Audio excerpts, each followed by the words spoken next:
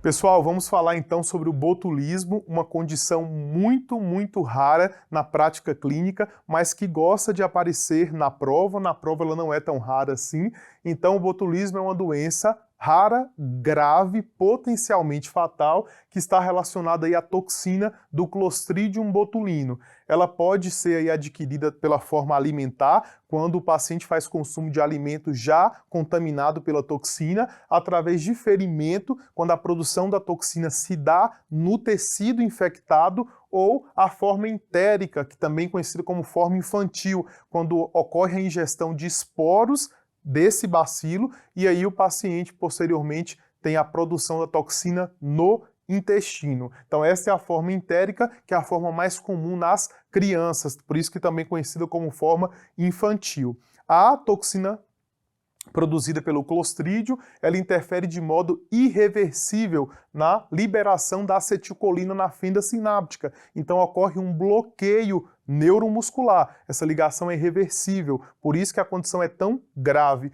Ocorre uma paralisia descendente, então observe que tem características aí que são diferentes da síndrome de Guillain-Barré e também diferentes da miastenia graves que nós veremos posteriormente. Então fiquem atentos a essa apresentação clínica, um quadro agudo de paralisia descendente com acometimento da musculatura bulbar. Então o paciente tem disfonia, disartria, disfagia, acometimento da musculatura bulbar, tronco encefálico, musculatura também pode ser afetada com comprometimento respiratório, diparesia facial, pitose, diplopia e alterações e sintomas gastrointestinais. Os sintomas gastrointestinais só não irão aparecer para aqueles pacientes que tiveram aí a contaminação por ferimento, mas na forma alimentar ou entérica, os sintomas gastrointestinais eles ocorrem com frequência. A história clínica e o exame físico aí são necessários para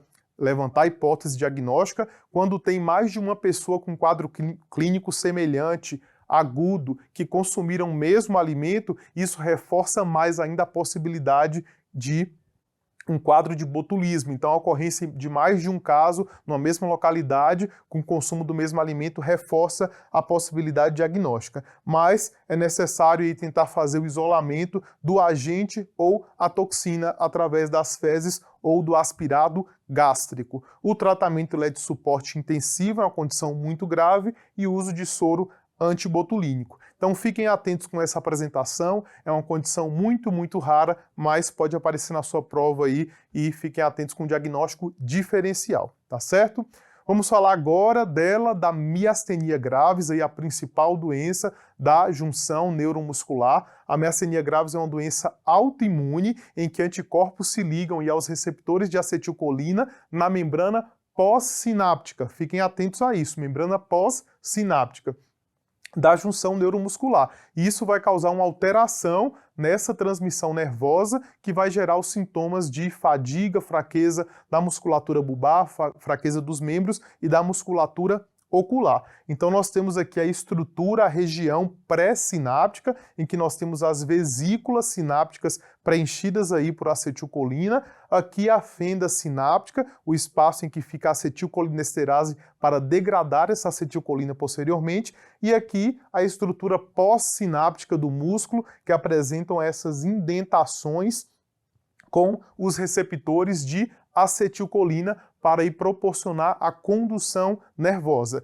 Então essas aqui são as estruturas aí da sinapse, identificando a estrutura pré-sináptica com a liberação da acetilcolina e a estrutura pós-sináptica muscular com os receptores de acetilcolina.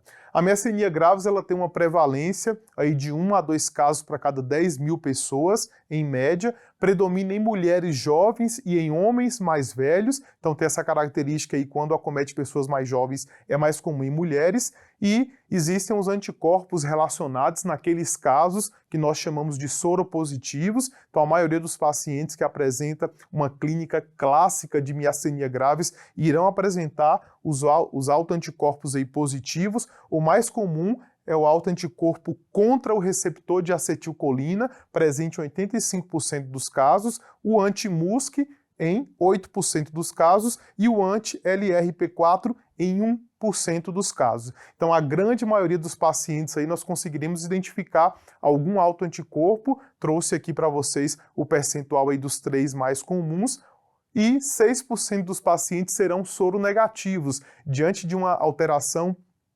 clássica, clínica, uma síndrome compatível com miastenia graves e a não identificação dos autoanticorpos, esses pacientes soronegativos irão necessitar da eletroneuromiografia para concluir, para fechar o diagnóstico, tá certo? As características